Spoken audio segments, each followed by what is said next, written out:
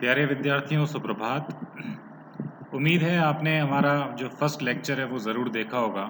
Important IO programmes इन C part 1। आपको बताया गया था कि कुल 3 जो सीरीज़ के लेक्चर्स हैं वो अपलोड होंगे। सी भाषा में प्रोग्राम बनाने हेतु इनको देखना अति आवश्यक है। पहले हम सीख चुके हैं इम्पॉर्टेंट इनपुट आउटपुट प्रोग्राम्स इन सी पार्ट 1। वो आप सभी ने देख लिया होगा, और यदि नहीं देखा है तो आज ही आप उन वीडियोस को ज़रूर देखें। आज इसी कड़ी में जो दूसरा लेक्चर है वो हम प्रेजेंट करने जा रहे हैं, इम्पॉर्टेंट आईओ यानी इनपुट आउटपुट प्रोग्राम्स इन सी पार्ट 2। आप सभी द्वितीय वर्ष के विद्यार्थियों के लिए एक महत्वपूर्ण वीडियो है। इलेक्ट्रॉनिक्स में 210 विषय कोड, इलेक्ट्रिकल में 208 विषय कोड और अन्य सभी द्वितीय वर्ष पढ़ने वाले विद्यार्थियों के लिए भी सी भाषा का यह विषय आप सभी के सिलेबस में है। मेरा नाम भरत गोखलानी है। मैं राजकीय पॉलिटेक्निक महाविद्यालय अजमेर में कंप्यूटर विभाग में व्याख्याता के पद पर कार्यरत हूँ। तो आप सभी से फिर से एक बार अनुरोध है, इम्पॉर्टेंट आईओ प्रोग्राम्स इन सी पार्ट 1 वीडियो लेक्चर आप अवश्य देखें, क्योंकि वो देखने के बाद ही आप इस लेक्चर को आसानी से समझ पाएंगे। तो ये हमारा आज दूसरा जो टॉपिक है, दूसरे सीरीज़ में सेकंड लेक्चर है, इम्पॉर्टेंट इनपुट आउटपुट प्रोग्राम्स इन सी पार्ट 2। तो चलते हैं अगली स्लाइड की ओर और कुछ महत्वपूर्ण प्रोग्राम बनाना सीखते हैं। पहला प्रोग्राम जो बनाने जा रहे हैं वो है क्यूब के ऊपर। क्यूब को हिंदी में कहते हैं घन। आपने देखा होगा जब बचपन में हम खेलते थे, छोटा सा एक चौकोर था जिसमें कलर्स मैच करने पड़ते थे और आप उसको घुमा घुमा के सारे कलर्स एक साथ इकट्ठे करते थे। वो एक प्रकार की घन यानी क्यूब की आकृति थी। क्यूब की खास बात यह है कि एक 3 डायमेंशनल फिगर है जिसके अंदर सभी जो लेंथ, ब्रेड्थ और हाइट है वो सभी एक समान होती है। मान लीजिए हम इसको नाम देते हैं ए। तो हमारी जो ये लंबाई है वो भी ए है, चौड़ाई है वो भी ए है और ऊंचाई है वो भी ए है। आप 10वीं या 8वीं में सीख चुके हैं कि जो क्यूब या घन है उसका एरिया निकालने का फॉर्मूला है 6 इंटू ए स्क्वायर। ऐसा क्यों? क्योंकि मैं अगर इस एक फेज का एरिया निकालता हूँ तो ये एक स्क्वायर है, क्योंकि इसके दोनों साइड समान है, लंबाई भी ए है और चौड़ाई भी ए है। तो किसी भी एक फेज का अगर हम एरिया निकालेंगे तो वो हो गया ए स्क्वायर। अब एक क्यूब में कितने फेसेस होते हैं? एक ये ये रहा, एक इसके सामने वाला 2, एक ये, एक इसके सामने वाला 4 और एक ऊपर और एक नीचे, कुल 6 फेसेस हैं।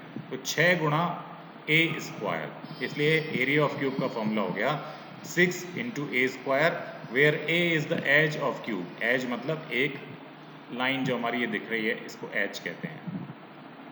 इसी प्रकार जो वॉल्यूम है, वॉल्यूम यानी एरिया का मतलब तो ये होता है कि इसके ऊपर यदि मैं पेंट करूं तो कितना खर्च होगा, और वॉल्यूम मतलब यदि इसके अंदर पानी भरूं या कितनी हवा है उसे कहते हैं वॉल्यूम।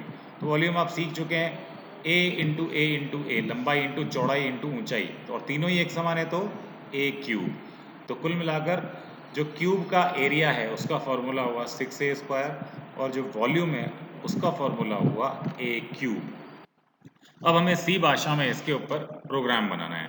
पिछली बार में आपने कई प्रोग्राम बनाना सीखे हैं जिनमें आपने वृत्त का क्षेत्रफल, वृत्त का परिधि या स्क्वायर का क्षेत्रफल यानी कि जो वर्ग है उसका क्षेत्रफल, आयत का क्षेत्रफल, रेक्टेंगल, ये सब आप सीख चुके हैं। और उसी दिशा में ये एक और प्रोग्राम है। प्रोग्राम सबसे पहले है the formula used to find the surface area and volume of cube is 6 into a square and volume is a into a यानी a cube। तो C भाषा में a cube की जगह क्या लिख सकते हैं? a into a। और 6a स्क्वायर की जगह क्या लिख सकते हैं? 6 into a। ठीक है। तो सबसे पहले सोर्स कोड है हमारे प्रोग्राम का, तो यहां से लेकर और नीचे जहां तक ब्रैकेट बंद हो रहा है ये आप एज इट इज आपकी जो प्रैक्टिकल फाइल है उसके अंदर लाइन वाले पेज पर उतारेंगे। C program to calculate the surface area and volume of cube. तो आपने बेसिकली ऊपर हैश इंक्लूड stdio.h तो आज तक लिखते आ रहे हैं, साथ में आपने हैश इंक्लूड math.h यानी कि गणित का एक हेडर फाइल है उसको भी यूज किया है। अभी क्यों यूज किया है वो भी देख लेते हैं नीचे। फिर लिखा है हमने void main अब देखिए पिछले प्रोग्रामों में हमने बताया था कि यहाँ तो इंट यूज़ करें और यहाँ फिर वॉइड यूज़ करें। वॉइड यूज़ करते हैं तो नीचे आपको रिटर्न लिखने की ज़रूरत नहीं है, पर यहाँ बेटर रहेगा आप गेट ch और लिख दें अंतिम लाइन में, ताकि आपका आउटपुट अपने आप आपके सामने प्रदर्शित हो। फिर आपने वेरिएबल लिए हैं फ्लोट, एक साइड लिया है, क्योंकि इसकी सारी साइड्स बराबर है तो हमने एक ही जगह यहाँ पर वेरिएबल लिया साइड, फिर सरफेस एरिया और फिर वॉल्यूम। तो सरफेस एरिया का फॉर्मूला क्या बनेगा 6 इंटू ए स्क्वायर, वॉल्यूम का फॉर्मूला क्या बनेगा साइड क्यूब यानी कि ये। फिर आपने सबसे पहले पूछा है enter the length of side, किसी क्यूब की एक साइड की लेंथ दीजिए। तो हमने प्राप्त कर लिया, क्योंकि फ्लोट टाइप वेरिएबल है तो हमने %f लिया है और एंड के साथ इसमें वेरिएबल में डाल दिया है। फिर सरफेस एरिया का फॉर्मूला है 6 इंटू साइड। ठीक है, ये आपका कैलकुलेट हुआ फॉर्मूला और सरफेस एरिया में चला गया। अब देखिए वॉल्यूम में हम लिख सकते थे साइड इंटू साइड, परंतु यहाँ पर आपको सिखाने के लिए हमने एक नई चीज यूज की जिसको बोलते हैं पावर, POW, शॉर्ट में इसको सी भाषा में लिखते हैं POW। इसका काम है जो पहले लिखा है कॉमा जो बाद में लिखा है इसकी पावर ये, तो मुझे क्या निकालना है साइड की पावर 3, साइड क्यूब, तो मैं यूज करूंगा POW ब्रैकेट्स के अंदर साइड कॉमा 3। हम चाहते तो साइड इंटू साइड भी लिख सकते थे, परंतु यहाँ आपको सिखाने के लिए POW नाम के फंक्शन का इस्तेमाल किया गया है और सिर्फ इसी वजह से हमने ऊपर हेडर फाइल डाली है #include math.h, क्योंकि पावर एक मैथमेटिक्स का फंक्शन है। फिर अंत में आपने आउटपुट दिया। आप देखिए आउटपुट मैंने बताया था आप अलग अलग भी दे सकते हैं या एक ही प्रिंटफ कथन में देख सकते हैं, तो हमने एक ही प्रिंटफ कथन से दोनों आउटपुट प्रदर्शित किए हैं। Surface area is equal to %6.2। अब ये क्या है, कैसे यूज करते हैं, 6 का अर्थ है कि आपको कुल कितने डिजिट चाहिए आउटपुट में, और 0.2 का मतलब है दशमलव के बाद कितने डिजिट चाहिए। अगर आप ये नहीं लिखेंगे तो जितना लंबा चौड़ा आउटपुट है वो आपके सामने प्रदर्शित हो जाएगा। इसी प्रकार सरफेस एरिया बराबर इतना एंड वॉल्यूम बराबर इतना, तो जो पहले छपा है %f उसमें आंसर आएगा जो पहले वेरिएबल लिखा है कॉमा के बाद, और जो बाद में %f लिखा है उसमें आएगा जो बाद में वेरिएबल लिखा है कॉमा के बाद। इस प्रकार से जब हम इसका आउटपुट लिखेंगे तो हमारे सामने क्या छपना चाहिए, सबसे पहले छपना चाहिए printf एंटर द लेंथ। तो आप कुल मिलाकर आउटपुट हेडिंग डाल के लिखेंगे enter the length of side. मान लीजिए आपने वैल्यू डाल दी 3। अब इसके बाद नेक्स्ट प्रिंटफ जो वो आएगा सरफेस एरिया बराबर, अब फॉर्मूले में यदि लिखेंगे तो 3 गुणा 3 गुणा 6, 3 तिया 9, 9 छिंग 54, तो आंसर आएगा 54.00, क्योंकि मुझे दशमलव के बाद 2 डिस्प्ले करने हैं डिजिट। इसी प्रकार से वॉल्यूम का मतलब है साइड इंटू साइड, तो 3 तिया 9 तिया 27, तो 27.00 ये आउटपुट आपका छपना चाहिए। अगली बार चलते हैं एक और, आपने घन तो पढ़ा ही था, साथ में घनाभ और पढ़ा था क्यूबॉइड। तो it is a source code to find volume and surface area of cuboid. तो क्यूबॉइड हिंदी में कहलाता है घनाभ। घन और घनाभ में क्या अंतर है, घन में तो तीनों साइड्स बराबर होती हैं, साइड, पर क्यूबॉइड यानी घनाभ में तीनों साइड अलग अलग लेंथ की होती हैं। तो हम एक को बोल देते हैं लेंथ, एक को बोल देते हैं विड्थ या ब्रेड्थ, और एक को बोल देते हैं हाइट। ठीक है, तो आपने सबसे पहले हेडिंग डाली C program to find the area volume and surface area of cuboid. वही हेडर फाइल्स डाली आपने, वही इंट मेन, अब यहाँ पे इंट यूज़ किया है तो नीचे रिटर्न लिखना आवश्यक है। अब आपने मेन फंक्शन लिया, अंदर वेरिएबल डिक्लेयर किए।